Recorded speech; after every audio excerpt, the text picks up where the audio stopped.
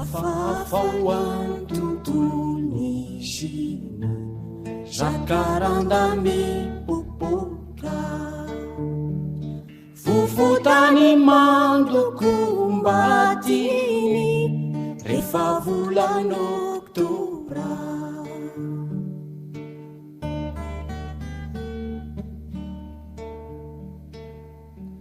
orana mitendry ny fanitso zay no iratiny indrindra lay masoandro mody amonjy ampitso no sinemany takariva izy tsy nanao cahier de souvenir lay alefa mandede tsy nanangona sarina pira watao petadrindrina nampatahotra azy ny palamiala tabataba matimaty tsy nampanofy ratsy nofinofy adala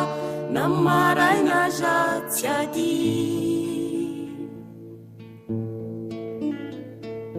rojovola fotsy tefitarana tazako eny antratrany io no nanome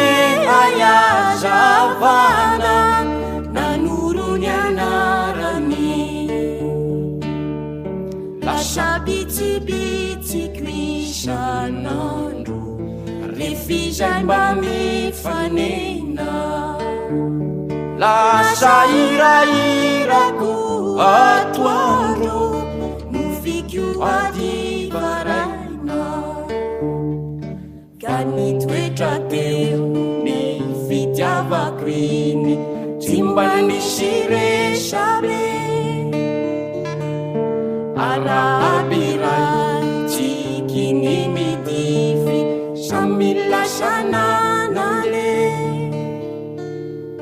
samy mba nanohy ny eritreriny any ny azeze tsy fantatro fa ny ainy ova iray any asizay ratsampany